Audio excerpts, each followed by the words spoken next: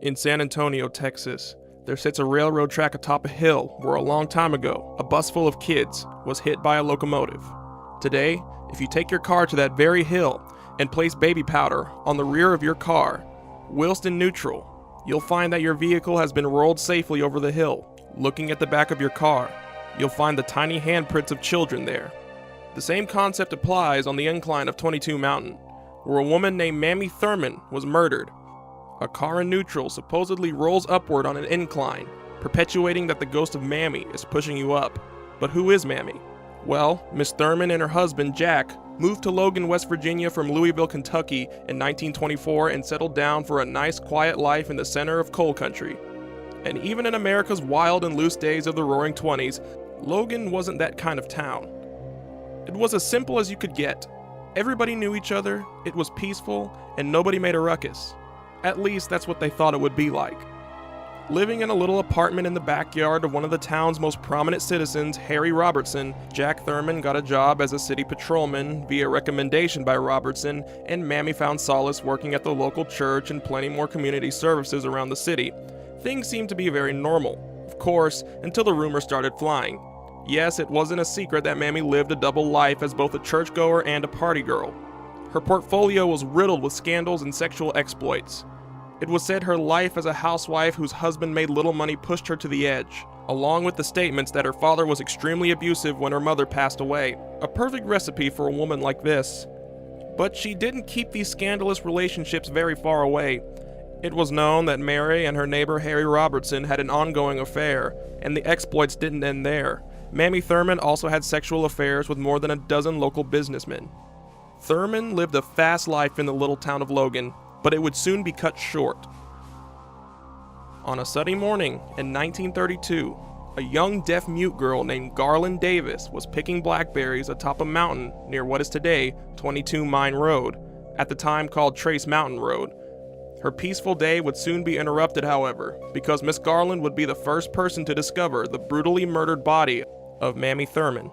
She was shot 2 times in the head, throat slashed, face badly beaten, and neck broken. A strange fact about the murder is that the body was left with all of the possessions it left behind. Her purse was full, and her diamond and silver wedding rings were still left on her fingers. After the report was filed, Thurman's highly regarded neighbor Harry Robertson and his hired hand Clarence Stevenson were arrested a day later under suspicion of the murder. The town went mad.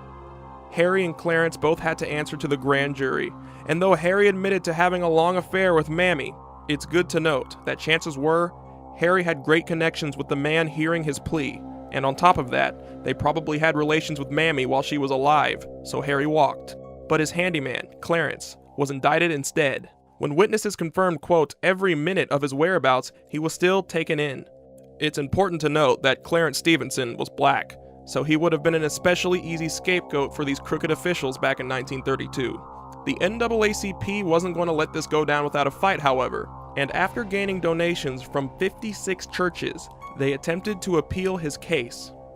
Over 3,000 people of both races attended a meeting to hopefully get the attention of the Supreme Court, but unfortunately, the Supreme Court turned it down, and Clarence Stevenson was sent to 10 years in prison. From the looks of it, the townsfolk never truly suspected Clarence as the killer, some even stating that he never fit the mold of someone like that. Said he was a good-mannered person and soft-spoken to help back that claim. Stevenson would later die of stomach cancer in 1942, but that wouldn't be before a little more to the story would come out. Sometime before he passed, Clarence's fellow inmate stated, quote, he told me he was hired to take the body to Trace Mountain, and that he didn't do anything to Mamie Thurman.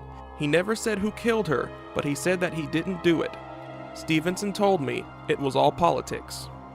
As for Mamie Thurman, the mystery didn't just end with her murder.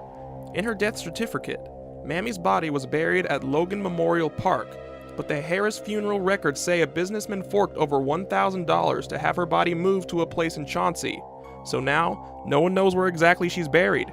This only alludes to whoever did made sure that nobody would ever examine her body again. Now, you may not be able to find Mamie's body, but according to legend, you can definitely find her ghost. Spooky reports of coal truck drivers seeing a lone woman hitchhiking and grabbing a ride weren't uncommon. They said the woman would hop in with noticeably outdated clothes, only to disappear soon after. Local teens from generations after would search for her ghost where many claim to have seen her. Other times, Mamie can be seen just aimlessly wandering the mountains nearby, hopefully finding her killer. Thus is the story of 22 Mine Road, another one of West Virginia's many mysterious places. If and how Fallout 76 ever utilizes this legend, it's up to us to speculate how they'll do it.